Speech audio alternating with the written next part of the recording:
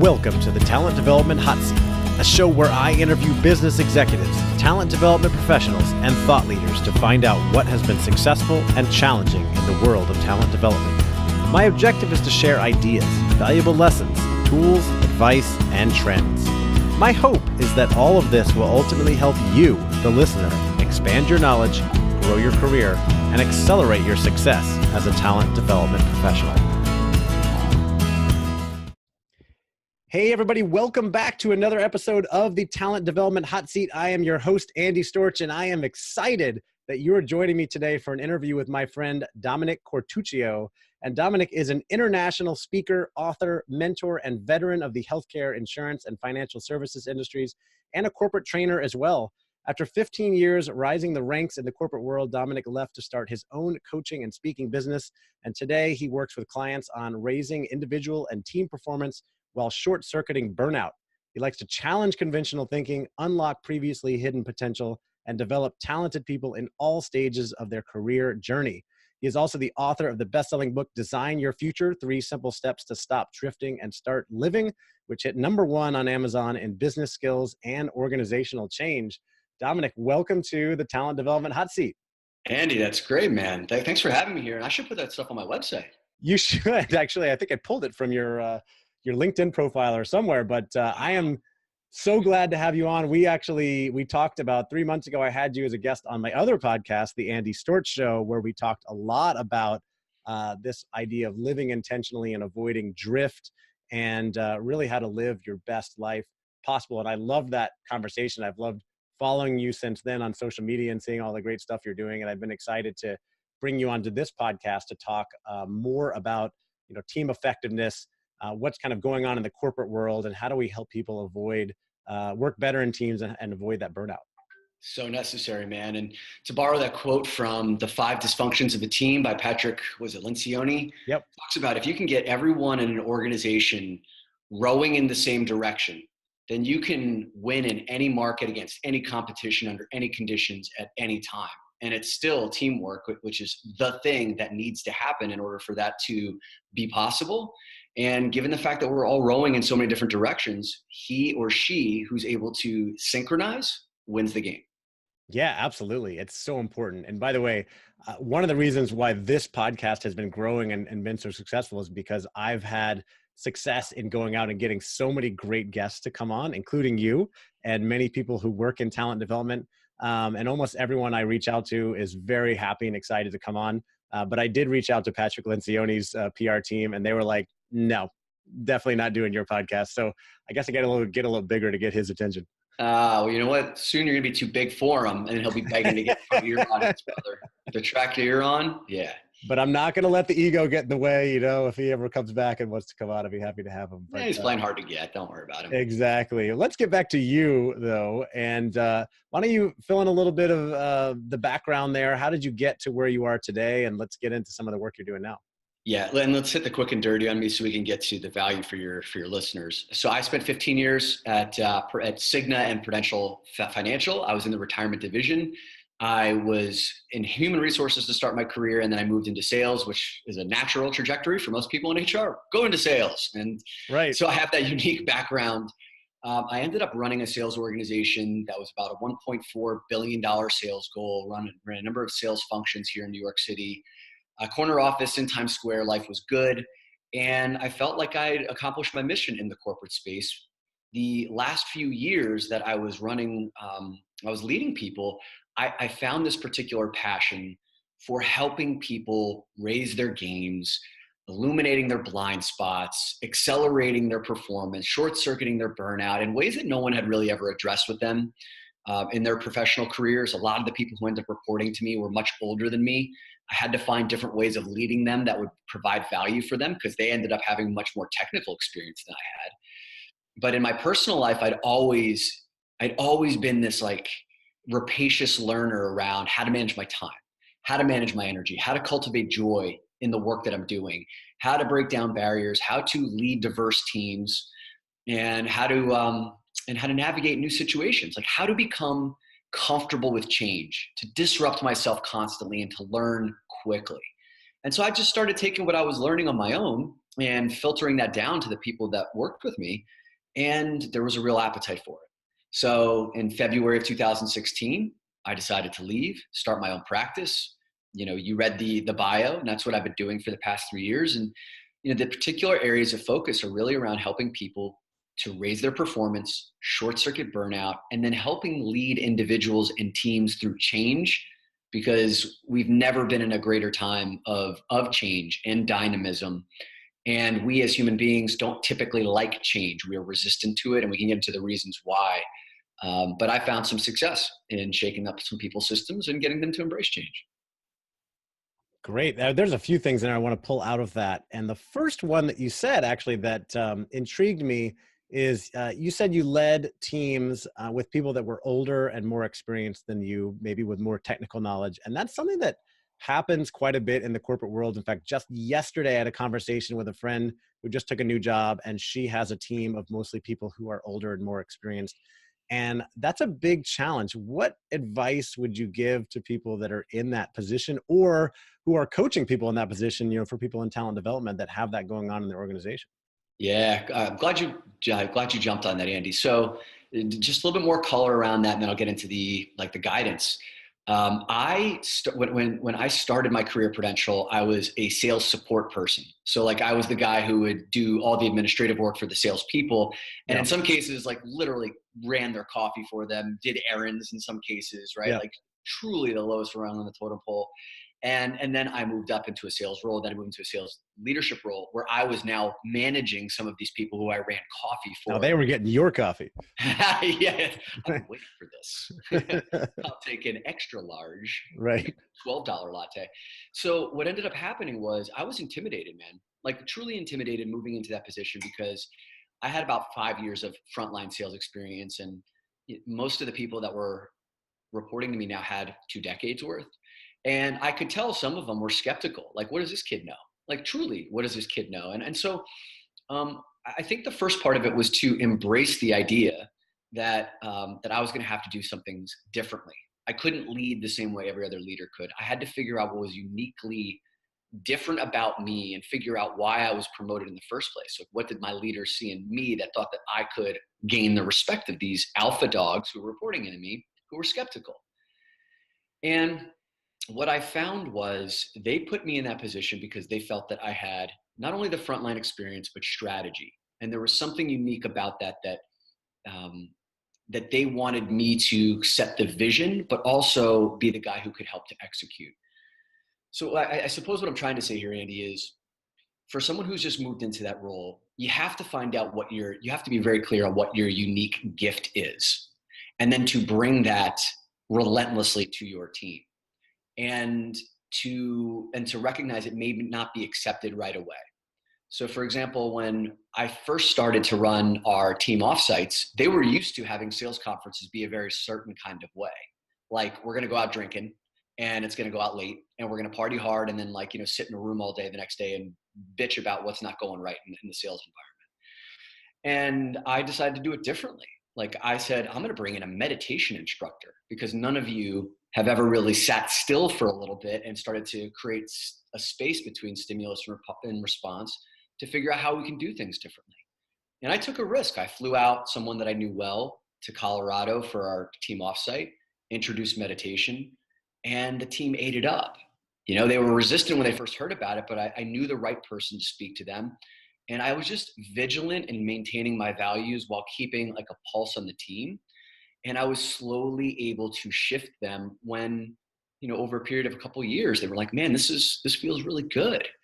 So I think that the piece of advice, Andy, is to get really clear on what makes you different, to stand in that space, to recognize you may not be accepted right away, but to continue standing behind what you believe. Yeah, and to recognize the strengths and experience and values of the people that are on your team, right? I mean, you don't want to cast that aside. You want to make sure that you're, just because you're this, hotshot younger, leader, that you don't value their experience. In fact, you want to bring that in and leverage that. You're here more as a coach or a facilitator than there to tell people what to do. Bingo, man. And that's the thing. I never saw myself as the hotshot. It was always kind of I noticed that there was a lack of individual attention to the people on the team. And what I mean by that is lack of individual attention regarding what's below the surface. So every person that's ever reported up through my organization, reported to me directly, has always had a personality. They've always had like a reputation that precedes them, how they become to be known. But there's always a story behind the story. And I don't think that most people take the time or the energy to get the story behind the story. They see what's just in front of them. And what I started to find when I was asking deeper questions about, hey, what are you reading? Or what shows are you watching? Or what's going on at home? And not doing it in like this personal, not in an invasive way, but like a truly curious and compassionate way. And just listening to what people had to say, I found that there was a willingness to open up and really, because most people just want to be seen, heard, and understood. And in this time and era, those are like very rare currencies. And once I just created and held that space, I found truly what like laid at the center of every person's motivation. And so when it came to difficult conversations or hard times, I knew how to connect with them at a deep resonant level, which when I was able to do that, I didn't need the 20 years of technical experience. All I needed to do was connect with them at their heart level or their motivation level or their head level, like whatever they valued the most. And I could speak their language more effectively than other managers could. Totally. I mean, you're connecting with them and understanding their strengths, their values, what they bring to the table, and making them still feel like a valuable part of the team. So speaking of teams, I know you work with a lot of teams on effectiveness, and this is, a topic that's been, discussed for years or decades and always will, right? I mean, there are different companies, different cultures, different things going on, but there are also more distractions and more work to do than ever, especially in big companies that, everybody's always on. And teams are more dispersed probably than ever because people work in global companies and tend to be all over and having virtual meetings, that sort of stuff. What are some of the pitfalls you've seen and the keys to success that you talk about when it comes to building an effective team? Yeah, right on. So I'd love to share a story with you. It's a case study from Harvard Business Review, and it's about a company called International Power. So International Power decided to tackle something that pretty much every business complains about, but no one ever really puts together a strategy to attack. And the topic is emails, right? Like emails are basically the bane of pretty much any professional's existence. And what International Power decided to do, there was a leadership team of about 8 people. I think it was the CEO and 7 direct reports. And they decided to treat email as if it were a manufacturing operation. And in manufacturing, the number one enemy is waste. And waste comes in 2 forms: overproduction and defects. If you think about email, is there anything that's more overproduced in the business ecosystem than email, right? There's just way too much of it. And then when you think of defective emails, emails that were half written, emails that were sent to the wrong person, emails that should have been phone calls, people who were on the email that shouldn't have been on it, people who were left off that should have been, like these kinds of things, like you can Reply go on all, forever. reply all. Reply all, I mean, forever. So what's interesting about International Power is they were planning on having every one of their employees go through a training. So here's how you email appropriately, and here's how you can cut down your emails. But what they first decided to do, and there was someone in the committee who said, you know what, maybe we need to look at ourselves first before we ask any one of our employees to go through the training. And as you might imagine, because people don't like to change, the senior leadership team kind of bristled and said, well, why do we have to go through this first? Like, this may be I like my autonomy, and this is like a personal infringement on my style. Well, when they decided to look at themselves first, they found out that each person on the team was sending an average of about 54 emails a day.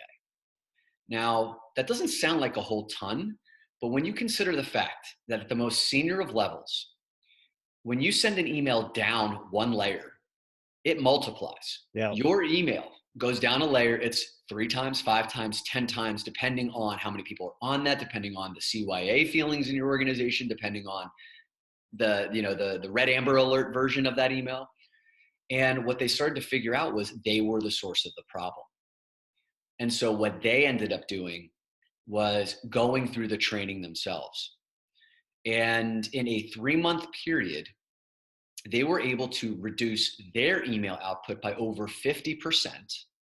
And at the end of the year, what this did organizationally was they were able to get back, I think it was something like 7% of productivity time, which equated to millions of dollars of bottom line revenue, which they were able to sustain for a 2-year period, which is when Harvard Business Review came in and did the case study.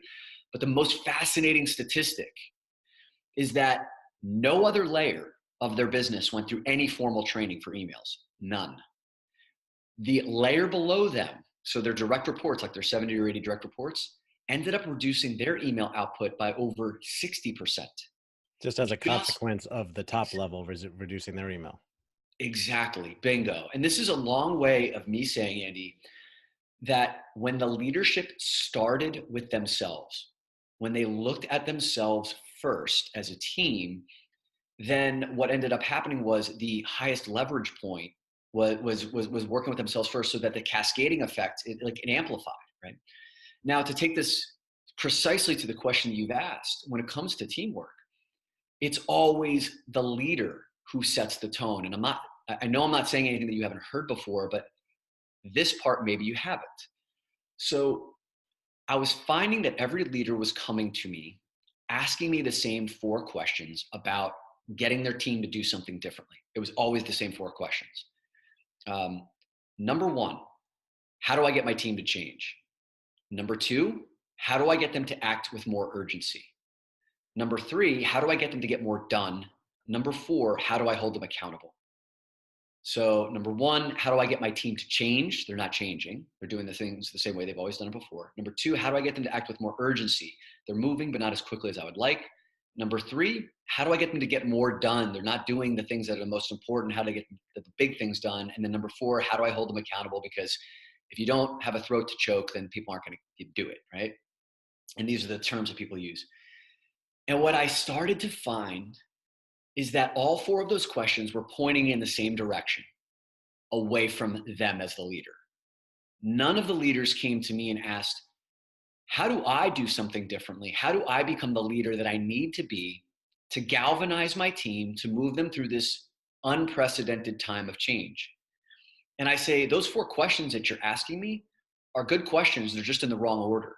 You need to be looking at yourself first. You need to start with you. That's the name of the program that I bring into organizations, which is called Start With You, where instead of saying, how do I get my team to change? How do I change? How do I become proficient in change? Because what I found is that most leaders are the ones who are stuck the most. They're the ones who want to change the least, and therefore it amplifies at their team level. And because they need to figure out, how do they act with intentional urgency? That's the second question. What I found is that most leaders are running around with all sorts of energy, but it's frenetic, it's fear-based, it's scattered. And John Kotter writes about this in A Sense of Urgency. He's probably like one of the most foremost authorities on change management, right? I think a Harvard business professor. He says, there's a difference between false urgency and true urgency. False urgency is frenetic, right? It's fear-based. It's, I'm going to run around doing stuff so that it doesn't look like I'm sitting around not doing anything. But the bottom line is it's not healthy. People are getting wound up. And the intentional urgency, the true urgency, is like Michael Phelps, getting ready for a swim meet in the Olympics. If you remember that footage of him like sitting in the dressing room, he's got his like earbuds in. He's got that look of determination on his face. Yep. And there's some other swimmer like bouncing around in front of him, like going flailing about, like losing all his energy. And I remember Michael Phelps looks up at him and he kind of like stares at this guy for a second. He goes, "I will destroy you." Yep. And then goes back inward, goes back in, wins a gold medal. Like, that's true urgency. And the last 2 questions, instead of how do I get more done, it's like, how do I build capacity as a leader? Which means eliminating waste just as much as adding big things.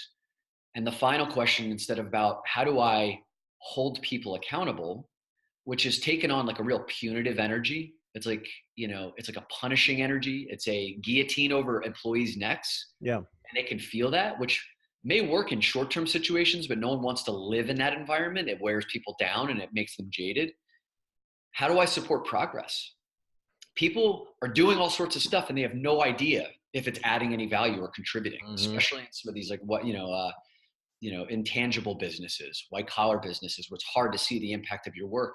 How do you make progress visible? and support versus like, holding the whip, the Yeah. stick. So those are the ways that I first go in, reframe the conversation, um, ask leaders to look at themselves first because they Right. are embodying the very behaviors that they wish to change in their people. Mm. Yeah, and it's it's so easy to say like, well, we need to change the way our people are operating without looking at yourself. And it's like the old adage, or I don't know what you call it, but it's the guy who says, the man who says, I set out to change the world, but I couldn't do it, so I decided to try to change my community. But I couldn't do it, so I decided to change my family, and then I realized I needed to change myself first. Yeah, man, It's totally. it's the same thing, right? And leaders need to be looking at that. And I like what you talked about with this idea of false versus true urgency, because everyone is busy, right? And busy is worn as a badge of honor in corporate America and many parts of the world, right? And almost like if we don't have something that is going on that we have to respond to, then that almost like affects our self-worth, right? That we don't have these projects, these fires that we're putting out. We don't want to be sitting quietly working on important work, because then people won't see us doing these things. Do you run into that as kind of pushback in corporate world? All the time. I mean, the I'm so busy is a complaint. It's a brag disguised as a complaint. Totally. It's a brag. It's kind of like I'm so busy. I'm so busy. I'm so busy. And people like to out busy each other. Right. And there's stories of, oh, I was out till midnight, or I just took the red eye in and went right into the office. Wow, you must be committed. And then Yeah. people celebrate that. And I'm like, no, that's a problem, dude. Like that. Yeah. Like that's not a culture that we should be celebrating. Now, I am the first person, just like you are, Andy, like to put in the work, Yeah. love it. Yeah. But there's also like a long-term consequence to creating environments where like that's going down. And, having been someone who's been in the corporate space and worked really hard and then left, and then I create my own environment, people come to me in the corporate space and they tell me what's going on in their life. Like, they're honest with it. And they're saying, I'm meeting the objectives that are set out for me, right? I'm getting good Mhm. performance ratings at work. But honestly, behind closed doors, I'm losing my mind. Yeah. And I'm sacrificing, one of three categories: my personal health, physical, mental, emotional, or spiritual. I'm sacrificing my personal relationships. I don't spend any meaningful time with my spouse or my partner or my kids or my friends or my family. Or I'm sacrificing my personal freedoms, right? So I can't even take a vacation, or I can't really work out. I've sacrificed Right. just reading or whatever it is that like lights them up And because, and for what? well, for what it's for the acceptance, it's Yeah. for the approval, it's for fear, avoiding the fear of pushing back on the way that it's being done. And so in the short term, it makes sense. And I have compassion. Like I have a lot of compassion for the people who come and share these things with me because I understand it seems like a groundswell that there's just one person. But the bottom line is like it's not a sustainable model. And leaders and teams need to set better tones. And the way that the tone is set and reinforced is by the leader. Mm. Because as soon, and here's what ends up happening, Andy, it's like, name a single business that you talk to that doesn't promote work-life balance as a part of their key tenets. Like everybody does. Yeah. And it's like, you hear a leader stand up and talk about it, and then like steps off the stage, and it's like, hey, if I'm emailing you tonight at 11 o'clock, I need you to be like on it. Or they'll expect you, or even if they don't say Right. that directly, the implication is like, you should be responding, or 5 o'clock, you should be on. And so like you're directly contradicting what you're saying on stage, and then people feel a lack of trust. And so Well, that's, yeah. and going back to what you were saying about the international power and what they found with the leaders sending emails, is that I think a lot of leaders don't realize the influence that they have and the power they have, because I've run a lot of these workshops and you hear these senior leaders say, well, yeah, I get on my computer at night, after the kids go to bed to catch up on stuff. I'll send some emails. I don't expect my team to respond. They They also, can respond the next day. There's not really any urgency there. But what does the team do? Oh, crap. My boss sent me an email at 9 p.m. and I'm still up. So I need to take care of this right now because it's the boss. totally. Andy, if I got $1 for every time I heard that one, And Mm. and so as a leader, like all of your actions come with a meaning, right? Everyone's interpreting something. And unless you've explicitly said and then reinforced and almost like punish someone, you know what I mean, verbally punish someone for responding back at Yeah. 9 p.m. or whatever it Yeah. is. I mean, or just go the extra mile and put like a little delay on the email. So like Yeah. have I them do all, that a lot. right? Same with me, man. Put a Outlook has boomerang a on it very nice feature. You can hit delay send. You can do it in Gmail too. It's very easy. until 8 a.m. And by the way, like this could be really cool. Like if spend 10 minutes at a meeting with your team Yeah. and say, you know what, these are the new communication rules. And we're not going to send emails outside of before 8 a.m. or past 6:30 p.m. unless there's a special circumstance. We define what the special circumstances are, right? Mhm. And like, and that should only happen like a handful of times over the course of a year. That needs to go outside the boundaries. But then we will signal our email or send our emails, schedule our emails to be sent at 8 a.m. or after. Therefore, like we can have the peace of mind that we will know that like we don't have to be on call. And there was a woman who used to be a part of the training and development team at Prudential. Her name is Sarah Vita, and she went on to, I think, lead sales development at AXA. She told me the way that she structured her team with emails, text messages, and phone calls, they all had a different function. Mhm. And they were very explicit with their team. It was like, you text me if you have something urgent. That's it. It's an urgent request that can be answered very quickly. You call me if like you need me now, and then you email me for anything that either is very complicated or it doesn't require an immediate response. Hmm. And her team was all clear and all in agreement that they were going to use it that way. And some people wanted to do it differently. Some people had different communication styles, but they came together as a group to say, this is how we want to operate professionally as a team. And they said, not only were they all clear on those mediums on how to be reached, but it also dramatically reduced the amount of messaging that they got from one another because they knew how to reach each other and they had an agreement around That's excellent. Well, while we're on this topic, let's talk about this idea of burnout, because you already started to touch on that a little bit. The corporate leaders who are, doing very well at work, but they're always on, they're meeting their objectives, but they're working all the time. They're not spending that much time with their kids. They are not taking care of their health. And I know we both know this happens a lot, not just in the corporate world. And we both know plenty of entrepreneurs who work around the clock. Sometimes it's even worse because everything is on the line for them and paying the bills. But I know you've worked with a lot of people to help them with, avoid this idea of burnout. So what do you see out there, and what are some of the ways people fix that or avoid that? Right on. So I think this would be a good time to introduce that key problem that is the cause of burnout. And Mm. you've heard me talk about this a few different times, which is this concept of drift. Oh yeah. And in order to introduce the concept of drift, the backstory for it, if anyone's ever read, if any of your listeners have ever read anything by Napoleon Hill, Napoleon Hill has a book called Think and Grow Rich, which is the number one best-selling business book of all time. It sold over 50 million copies. Napoleon Hill grew up during the Great Depression era and had a mentor by the name of Andrew Carnegie of Carnegie Steel. And Andrew Carnegie said, Napoleon, if you want to learn how to attract riches into your life, go study from the most successful people in the world. Interview 500 of them. And so that's what he did. He interviewed the Henry Fords, the Roosevelts, the Rockefellers, mined their secrets, wrote the book on how to attract abundance and riches. They can grow rich. But the secondary piece of advice that was much more interesting that Andrew Carnegie gave to Napoleon Hill was, if you want to understand the human experience, then go out and interview 25,000 of the world. Actually, he said interview 10 times as many of those people to find out at the end of their lives why they've had regret, why they've left chips, like why they felt like they left chips on the table. Napoleon Hill took that really seriously and he interviewed 25,000 of those people. So he went like crazy over the next 20 to 30 years. He distilled the secrets from the people who felt like they lived a life of regret.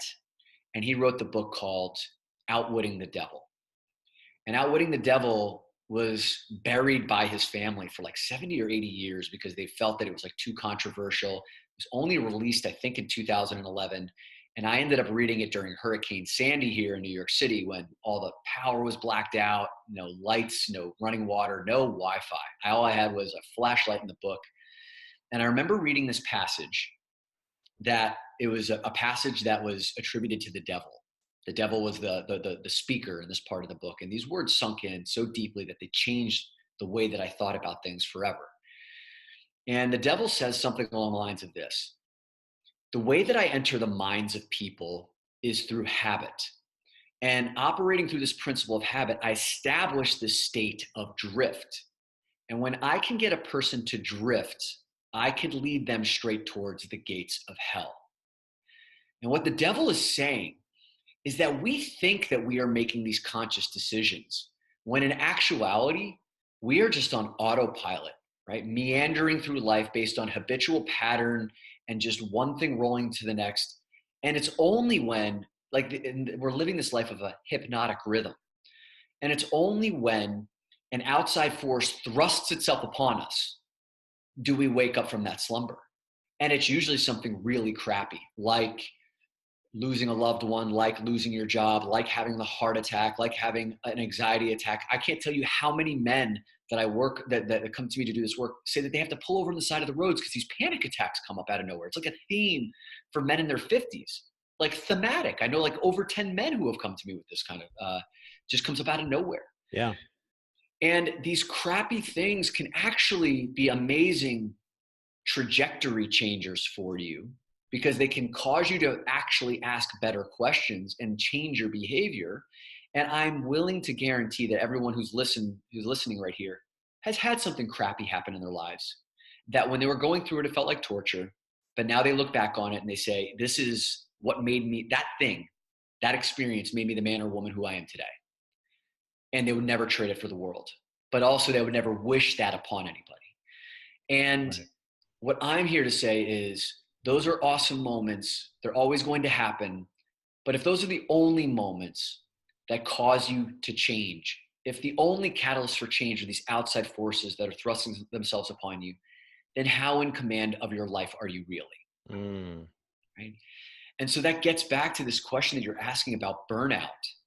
I find that people only address burnout when it's like their back is against the wall, they can't handle it anymore, they're about to lose their stuff, they're ready to leave the job altogether, or they have some sort of like mental breakdown, or like, a physical break, or it happens much more insidiously, Andy. And this is the worst part, where they don't have the gift of something that powerful or painful. It's something that was like this like slow chronic decline into like heavyweight gain, migraines, lack of aliveness in their life. And it's just subtly caking on enough over time where they like don't have the energy to confront it. You know what I mean? They just keep gradually getting used to the worse and worse feeling. And that's where businesses start getting 70% of a person. That's where businesses don't get innovation, because these people are too afraid to come up with any good idea, and their best thinking is not coming out from that standpoint. So, like, I've probably held you underwater long enough to get you really close to probably let's give you some oxygen, What like so I'm just listening over here. Yeah, you slowly like putting the noose around your neck, like, get me out of here. What I think, like, where I take people from that standpoint is to say, the way we fix that is by making a conscious decision to regularly and incrementally disrupt yourself. And it can be fun. What I mean by that is like your habits and your patterns and your belief systems and the way that you wake up and the way you go to sleep and the way that one day bleeds into the next, all these things are what keeps you stuck in that hypnotic rhythm of drift. And it's just like bit by bit by bit by bit, you end up in this place 10 years later where you're burnt out. The same principle applies if you're able to intentionally shift it bit by bit by bit by bit upwards, where all of a sudden now you have more time, you have more energy, you have more joy, you have more command and conscious decisions. You're not burnt out anymore. But it's going to take effort, and it's not a one thing, a one tweak. It's a commitment to it. So a very tactical example of that, and then I'll shut up because I know I've been rolling here for a second and for a number of minutes here. One of the things I've been shocked when I talk to even the highest of performers, Andy, is like they don't have a strategy for their morning routine or their evening routine, right? People wake up and go to bed the same way all the time. And these are the bookends of their day that determine the 16, 17, 18 waking hours in between. Mm-hmm. And it determines the quality, the productivity, the power, the purpose, the peace of mind that you have in those waking hours. And so the way that like a normal person's first hour looks, their alarm clock is their cell phone. It'll go off and then they'll dive right into their cell phone, emails, text messages, social media, news, very reactive way to start the day. Maybe they're racing around getting their kids ready, and it's like chaos in the home. And then you'll race to work and then you'll sit down at your desk. Or maybe if like you work from home, you sit down and then you finally figure out what you're going to do that day. But it's usually you're just kind of like deflecting shots like a goalie. Yeah, you're in reactive mode. Reactive mode, putting out fires. And you can be really, like, I've seen people become really successful doing that. But what ends up happening is like the most important things, the strategic things, the things you said you've always wanted to get done, like very rarely happen in that environment. Not to mention, it's a really stressful way of living. And the same thing goes for the night. Like most people are so exhausted when they're done with the day that they come home, they flop on the couch, you bring their screens with them. They're not focused on any one thing in particular. They're not really restoring themselves. They're scrolling and scrolling on things that aren't even relevant to them once you go down that rabbit hole of social media or news. And then you get up and do it again.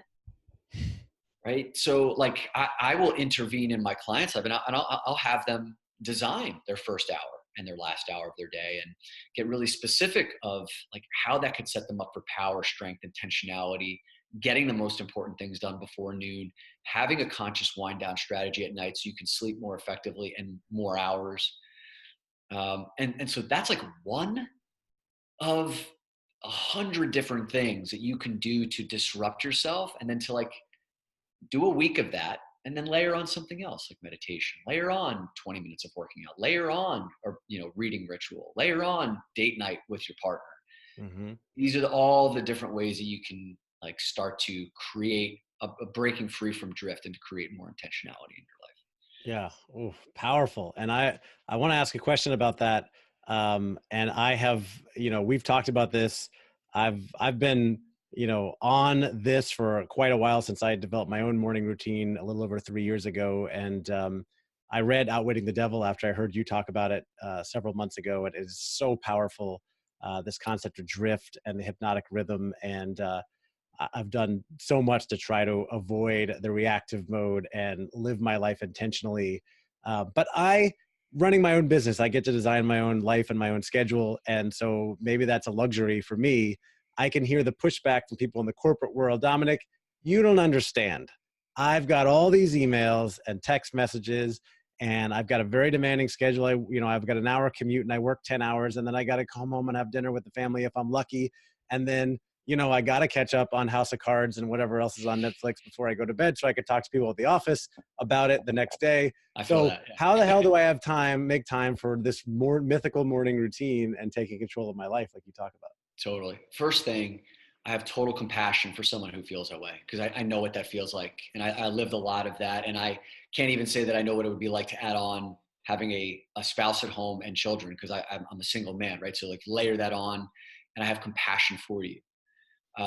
Second thing, and this is a bit of tough medicine, which is if you argue for your limitations, you get to keep them, right? So if like you argue for all the reasons why something can't happen, why it can't change, then your situation will stay exactly how it is. Third thing is that I can't tell you how many people who have that same exact environment that you just talked about, have that same life, have made very gentle, incremental tweaks who have then over a period of time dramatically taken command back of their life. And there's a reason why you have an overwhelming number of emails. There's a reason why you have an overwhelming number of text messages. There's a reason why you feel like you have no time in your life. It's because you set it up that way. And here's the thing. There are outside forces that contribute to that. But also, if you are going to claim ultimate authority about how your life is showing up right now, then you have to take the bad with the good, which means the reason why you're in this chronic state of busyness is because like your habits and your behaviors create that.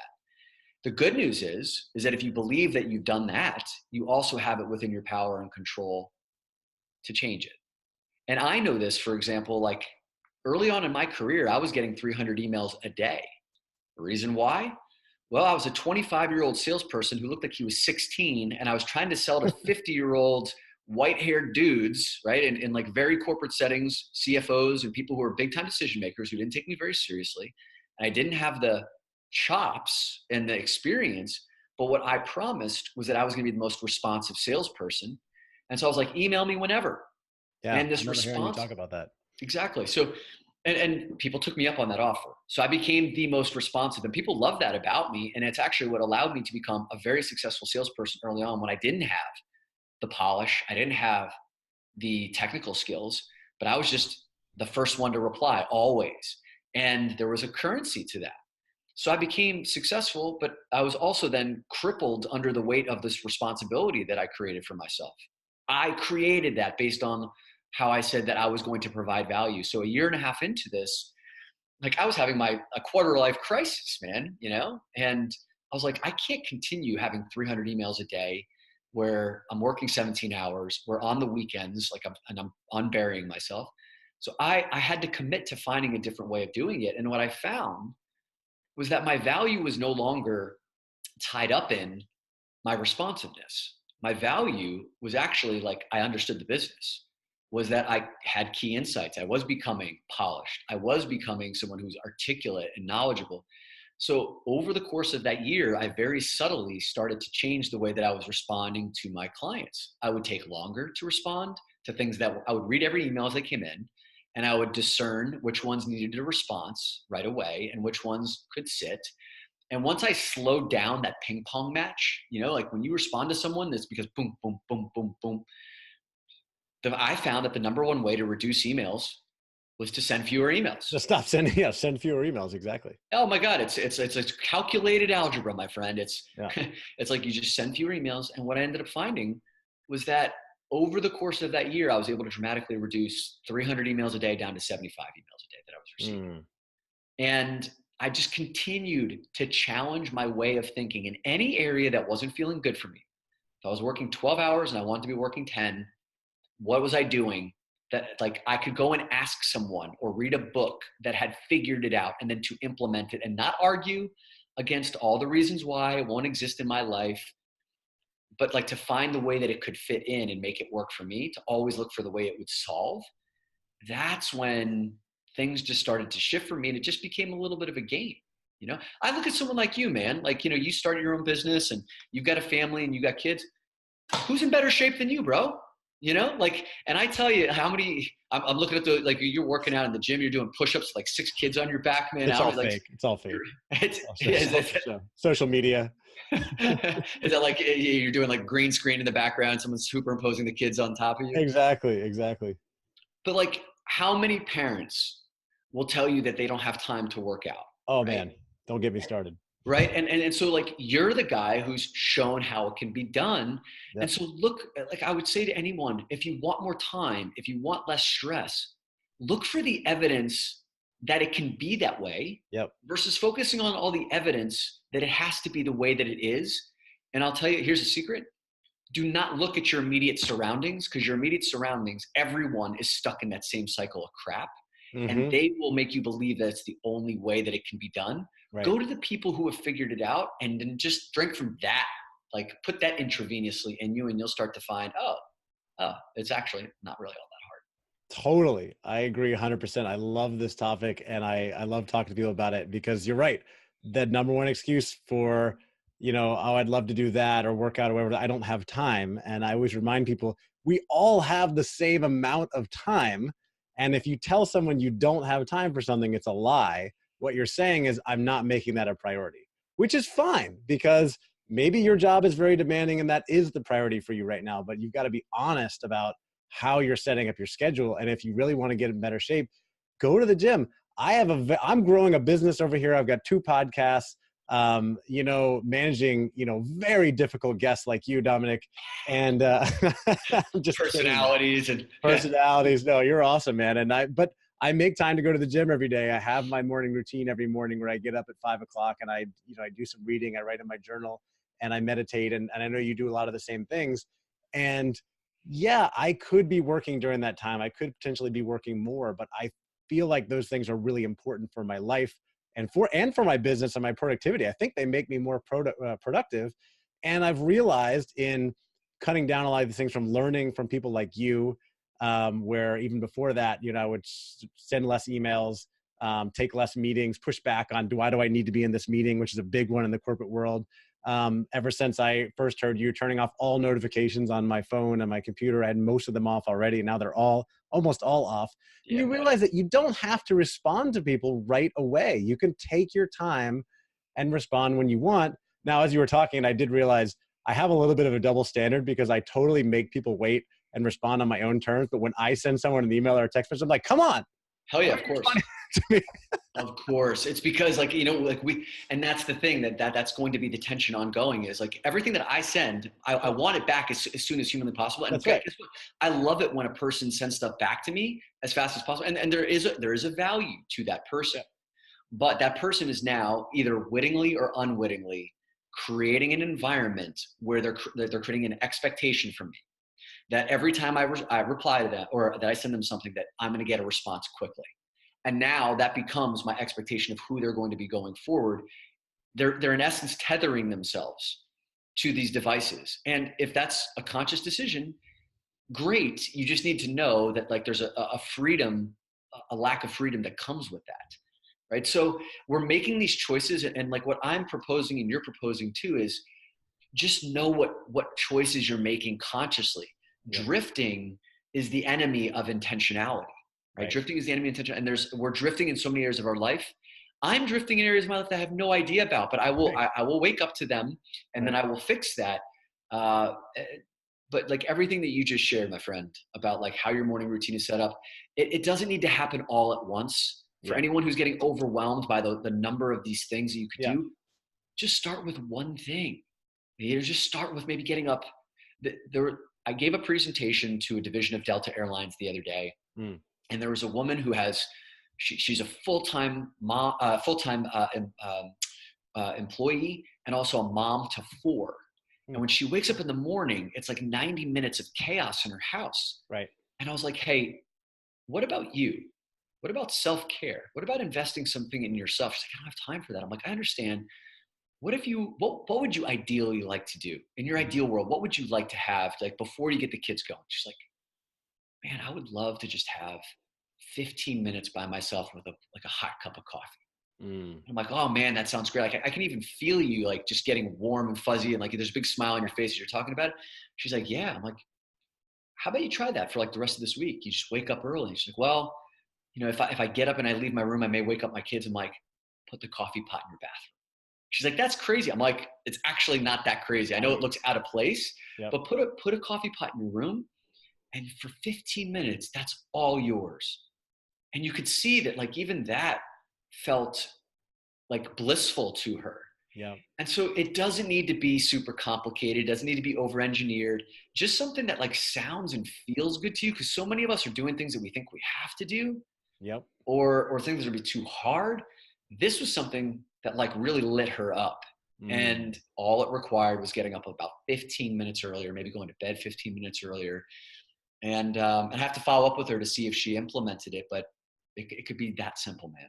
Totally. And the morning is the place where we have that opportunity. And that's why my kids get up around 7. So that's why I get up at 5, sometimes 4:30, because it gives me a lot of quiet time. And by the way, I know that you're a coffee aficionado or lover of coffee like me. I like to grind my beans fresh every morning, but I also live in a small house with some not so sound sleepers. So I actually take my coffee grinder into the bathroom every morning at 5 a.m. and grind the beans in the bathroom and then brew the coffee while I meditate and then get into the rest of the day. But I don't want to wake anybody up. And you got to get creative and don't worry about, I think like you just said like, oh, the coffee pot in the bathroom, that's crazy. But stop worrying about what other people might think. Get creative and design your life how you want to live it.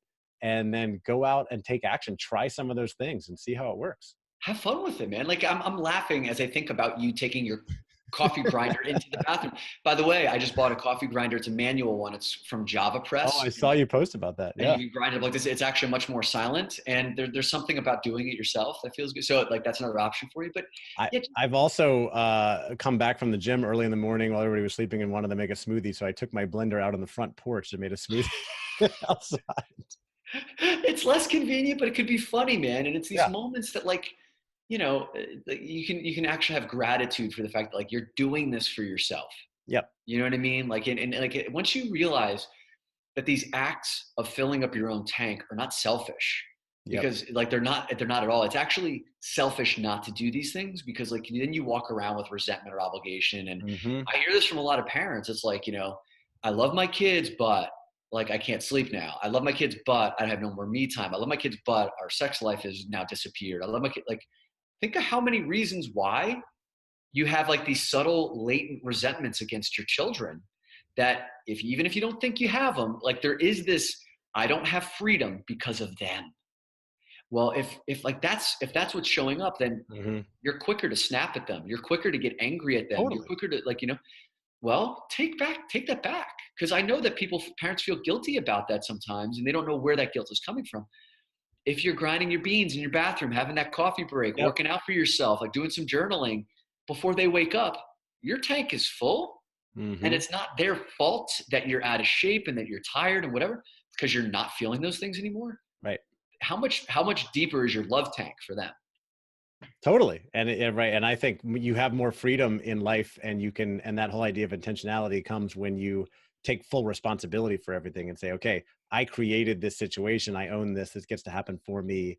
How do I adopt this? And I'm here to confirm and affirm the things you're saying as a father, that like, this is not out of left field. Like, you can do these things. So, to bring things back together, because we got to wrap things up, uh, taking this back to an organization level for people listening who might be in talent development, thinking, okay, I want to help create a culture where not only do we have effective teams, but we have people that are enjoying their careers and they're not burning out.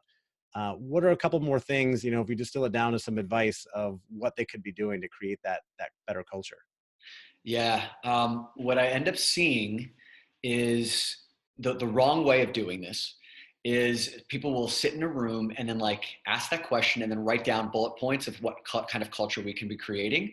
And then they'll go out and read those things to their employees, versus like the leaders who are really interested and committed to creating a culture where there isn't burnout, where there is high performance, hitting your numbers, being dynamic in response to change, right, and being innovative, is for the leaders to start with themselves and to live those lives themselves first. Like it just has to happen from the CEO and their direct reports on down. They got to go through it first. And so if they're truly committed to that, then they have to look at like what is out there, right? So whether it's like working with someone like you or working with someone like me or going to the Human Performance Institute that Johnson & Johnson runs down in Florida. I've gone through that program a number of times. I facilitated their workshops back when I was at Prudential. Like, they're doing amazing work. Like, you need to get serious. Take your team in an offsite. Like, take them for, 3 days and like do this work. Like, step outside of the professional setting and really break down the barriers and get serious about living this way for the next year, and like making it a key focus. And then only then do you have the right or permission or even expertise to talk about creating a culture like that for your people. You have to live it first, man. So there is no like read this book and it's going to happen. It's not that simple. Yep. You have to be committed and live it, and you also have to do it as a team, because if it's just one person, it's not going to permeate the organization. Yep. It's the same as a strategy change, culture change, strategy transformation, digital transformation, whatever. It's got to come down from the top. The leaders have to embody the culture that you want people to follow. You can't just come out and have a town hall and tell people what it is and expect them to follow, because it's going to go back to work and be like, oh yeah, we've heard this before. And that's it. They have to experience it, got to get a chance to practice it and see that the leaders are completely bought in and excited about it. Otherwise it's not going to work. Yeah, and usually the excitement is not by telling people how excited they are. Like, they can witness it. Yep. They'll see it. They'll feel a difference, and they'll be like just like the International Power Company did with their emails. It was, they didn't have to put a single person through any training. Mm-hmm. It's just because they created that shine, and it basically it amplified and reverberated throughout the entire organization. That's how this stuff happens. So there you have it. Listen, there's a lot of people listening who may want to reach out to you, follow you, maybe work with you. So where do they go to get in touch, Dominick? Yeah, man. So my corporate stuff is through DominickQ.com. So you can find my speaker kit, training programs there. You can reach out to me through DominickQ.com. And then anyone who's really interested in doing deeper inner work, I have a website called doinnerwork.com. And it's specifically geared towards high performing men who want to go on the personal development journey, the inner journey. And I have a podcast on there called The Man Amongst Men.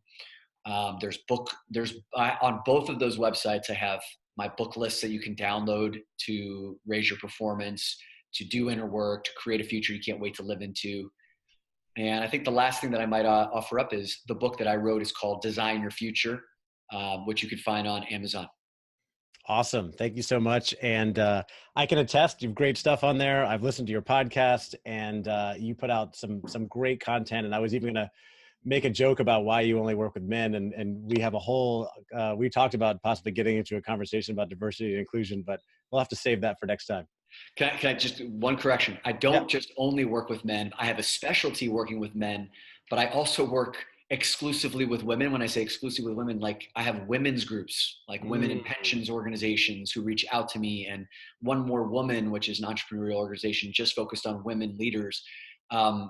Like I have very specific conversations with those audiences because they need specific things. And I'm finding what's amazing is that women's organizations are really interested in talking to male ambassadors, not just being in like echo chambers of just talking to other women, but how do they reach men who care and who can listen and influence change in a way that maybe could speed up the process. And so I've been humbled and honored to be one of the men who's been tapped for a number of these groups to talk to them about how to create a message that can influence men to change. Awesome. Well, I'm glad I mentioned that and that you corrected me and I brought that up rather so that you could say that. And I agree. Again, I think that's a whole nother topic we could get into, and we may have to do another interview another time. But for now, we got to go. Dominick, thank you so much for coming on to share your experience and especially your wisdom on these topics. I hope that people found it as valuable as I did. And I appreciate you coming on the Talent Development Hot Seat. Always a pleasure, Andy. All right. Take care.